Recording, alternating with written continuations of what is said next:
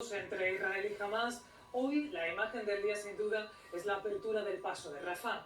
Ha sido solo por unas horas, un tiempo tan escaso como la ayuda que ha podido entrar en Gaza. Apenas 20 camiones con alimentos, medicinas, mantas, pero casi nada de agua y nada de combustible para una población de más de 2 millones de personas.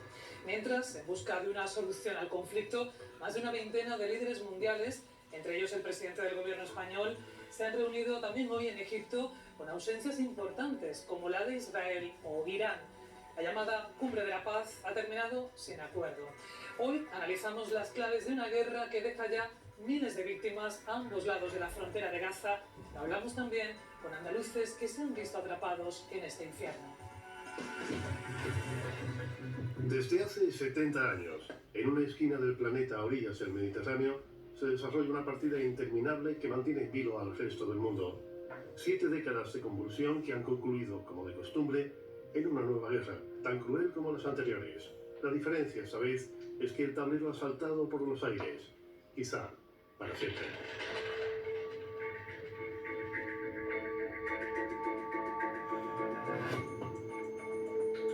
El infierno no está bajo tierra, sino en la superficie. Mide exactamente 41 kilómetros de largo y entre 6 y 12 de ancho. En total, 360 kilómetros cuadrados. Un estrecho territorio tan parecido a una franja que así ha dado en llamarse desde hace siglos. La Franja de Gaza, bajo control de Hamás desde 2007 y en la que residen algo más de 2 millones de palestinos, está siendo laminada minuciosamente por el ejército israelí, que responde así, por tierra, mar y aire, al ataque masivo, inesperado y cruento de cientos de milicianos de Hamás que hace 2 semanas, en pleno Shabbat y coincidiendo con la fiesta del Año Nuevo Judío, penetraron en la frontera sur con Israel, dejando tras de sí un rastro de muerte, saqueos y destrucción. Los ecos de aquel ataque terrorista aún resuenan en la vivienda familiar de una joven doctora israelí que nos atiende por videoconferencia desde algún lugar cerca de Tel Aviv. Por razones de seguridad, nos pide que no demos muchos detalles, solo que se llama Tal, que se crió en Andalucía, donde se licenció en medicina y que ejerce en Israel desde hace 2 años. Hoy nos cuenta que el 7 de octubre sus tíos fueron secuestrados por un comando de Hamás. No sabemos mucho. Ayer llegaron del ejército a casa aquí de mis primos y nos dijeron que oficialmente se sabe que están retenidos en Gaza. Lo saben porque han localizado el móvil de mi tío y han visto que la última ubicación que tenía disponible era el sábado a las 2 de la tarde en Gaza, y un vecino dijo que había visto cómo se los llevaban y los subían a un coche. Mi tío trabaja en el sur y mi tía fue ese fin de semana para allá porque todo este último mes han sido fiestas judías. Por eso también había tanta gente en el sur, porque solo habían ido a celebrar. También el Festival por la Paz, como que no... Perdón, que es un poco complicado. Pero, no sé, son gente que no estaba haciendo nada, simplemente había ido a celebrar. La masacre provocada en el concierto por la paz, con más de 200 muertos, conmocionó al mundo. Un ataque perfectamente orquestado que los servicios de inteligencia israelí, considerados los más eficientes del mundo, no pudieron o no supieron prever. Y aunque podemos hablar de cierto fracaso de esos servicios de inteligencia israelíes, hay que hablar también del éxito de Hamás a la hora de operar debajo del radar. Por lo tanto, hay un cierto fallo de imaginación, de no concebir que Hamás era capaz de generar un problema como el que ha terminado generando, que todos se identifican ya en Israel como el 11 de septiembre israelí. O el Pearl Harbor de Oriente Medio, como lo han bautizado algunos medios. Sea cual sea la analogía que busquemos, lo que resulta desconcertante es que jamás acometiera un ataque tan mortífero a sabiendas de que no quedaría sin castigo.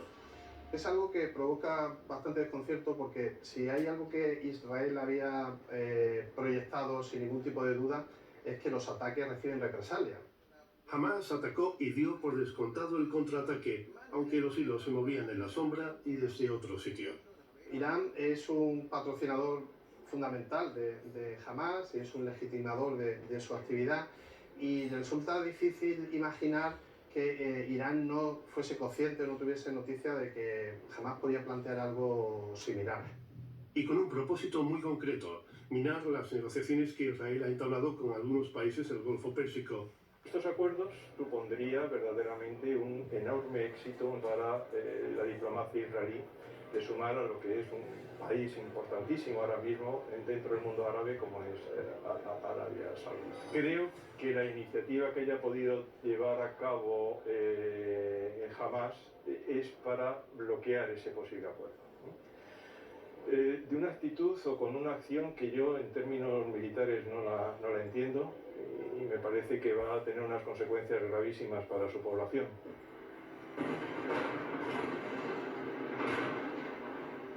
Porque Israel no solo ha encajado el golpe, sino que está dispuesto a devolverlo, y lo hace con extrema dureza.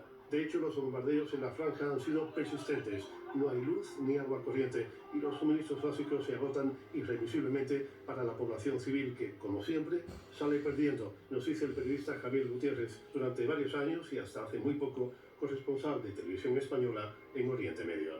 Hamás está enfrentado a Israel, pero cuando tú vas a la Franja de Gaza y hablas con los gazatíes, que no pertenecen ni a la estructura política ni a la militar de Hamás, te dicen que ellos están sometidos a un doble yugo. El yugo del bloqueo israelí, que ejerce desde hace tantísimas décadas sobre la franja y que les impide tener pues, unas condiciones de vida básicas.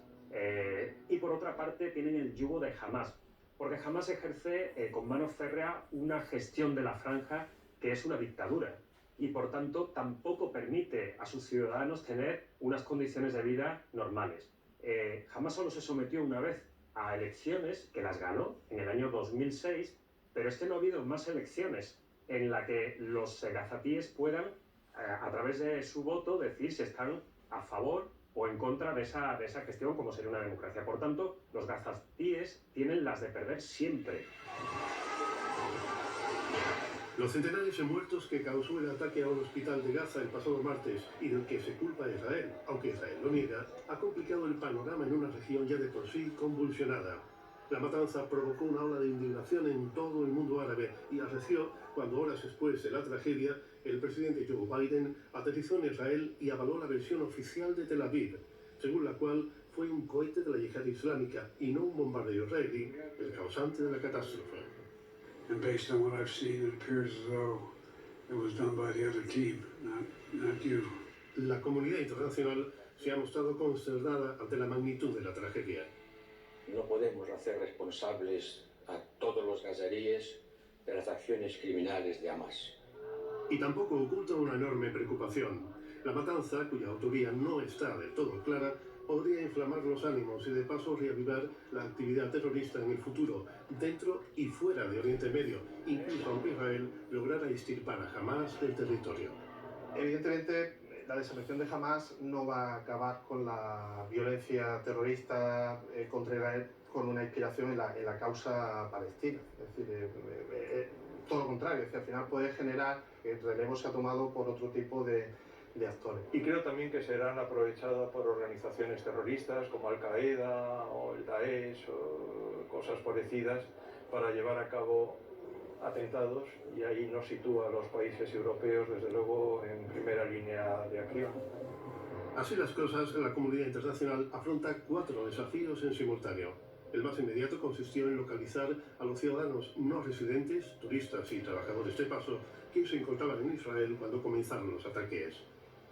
Porque la mera posibilidad de que el conflicto se propagara más allá de la frontera con Gaza y se extendiera incluso de sur a norte, afectando a enclaves tan significativos como Tel Aviv o Jerusalén, hizo que cancillerías de toda Europa pusieran en marcha una operación conjunta para que sus nacionales volvieran a casa cuanto antes.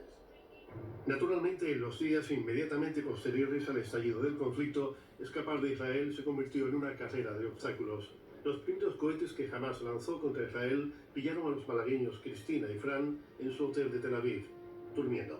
Lo primero que pensamos fue la forma de abandonar el país, el aeropuerto, hay que llegar al aeropuerto. Así que el día siguiente llegas al aeropuerto y ya teníamos nuestro primer vuelo cancelado. Y compramos otro vuelo hacia Berlín que se canceló a la hora o así después de haberlo comprado. Y seguimos buscando otro, compramos otro también por un precio desorbitado. Llegamos a pasar hasta el control de seguridad y en la puerta de embarque no había ningún avión. Estaban allí con nosotros la embajadora, el cónsul y el consejero de España en Israel, y gracias a estas personas que estuvieron con nosotros todo el día, hasta las 2, que consiguieron, que justo estaban los portugueses al lado, los vecinos portugueses, y ellos estaban allí reagrupados para salir en su avión del ejército, y bueno, la embajadora tuvo ahí una conversación con su homólogo portugués y tal, y mira, van a salir los portugueses en breve, queréis iros con ellos y nosotros nos vamos, os van a dejar en Chipre, no van a poder dejaros en la península, nos da igual, con que nos saquen de aquí donde sea. De Chipre a Lisboa y desde allí por fin a Málaga. Yo creo que lo que peor llevábamos era eso, saber cómo lo estaba pasando nuestra familia de mal. Hablaban contigo, intentaban poner buena voz, pero se notaba que estaban rotos. Y bueno, que ojalá el conflicto pues termine pronto, que es lamentable que en el siglo XXI estemos viviendo este tipo de situaciones. Claro que para que eso suceda, la comunidad internacional deberá abordar un segundo desafío: garantizar la seguridad del corredor humanitario recién abierto, que Israel no lo bloquee y que Egipto permita la entrada de toda la ayuda posible por su frontera con Gaza. Esta no es una guerra más, creo que como las que han tenido en el pasado, a menos que la comunidad internacional sepa pararle, frenarle los pies a Israel y decirle, como le están diciendo ya los actores internacionales, que tiene derecho a la represalia, a responder enérgicamente por el atentado terrorista que sufrió, pero que tiene que tener en consideración la vida de esos 2.200.000 gazatíes, que recordemos, los gazatíes, los palestinos de Gaza, no son Hamás. Esto hay que diferenciarlo muy claramente. Una operación humanitaria aún por concretar que coincide con una misión diplomática igualmente compleja orientada a la liberación de los rehenes en poder de Hamás. No hay números oficiales porque, claro, Hamás tampoco es que haya publicado lista de la gente que tiene retenida en Gaza. Básicamente lo que se está intentando es intentar que otros países que sí pueden tener influencia sobre Hamás, como por ejemplo Qatar o Turquía, intenten mediar pues toda la situación de los rehenes. El cuarto desafío es el más necesario y el más improbable: construir un escenario de paz duradero, aunque a estas alturas, tras 7 décadas de conflicto y con una guerra abierta, nadie sabe cómo hacerlo. Los acuerdos de Oslo, que hace 30 años trataron de consolidar la coexistencia de dos estados y el reconocimiento mutuo, quedaron pronto en papel mojado.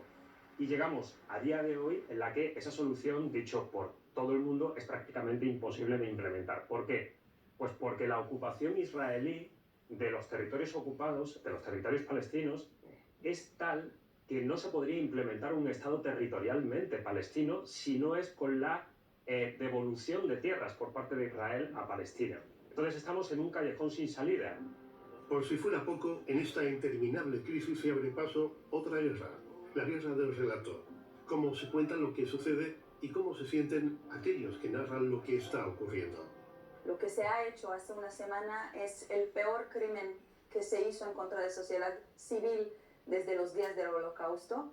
Son hechos que nos recuerdan mucho a ISIS, al Estado Islámico, y por eso nuestro primer objetivo ahora es poder neutralizar esa infraestructura terrorista de Hamás y cuidar a nuestros ciudadanos. Siguen con el ataque de Hamás y lo que ocurre hoy en Gaza no es noticia.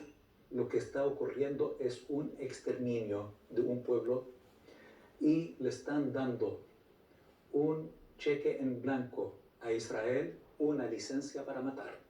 Y esto es sumamente grave. Y si ni siquiera en las palabras hay acuerdo, ¿cómo será posible encontrar algún día un punto de encuentro en un territorio exhausto y devastado? La paz en este tablero cubierto de víctimas y escombros sigue siendo, al menos de momento, un sueño.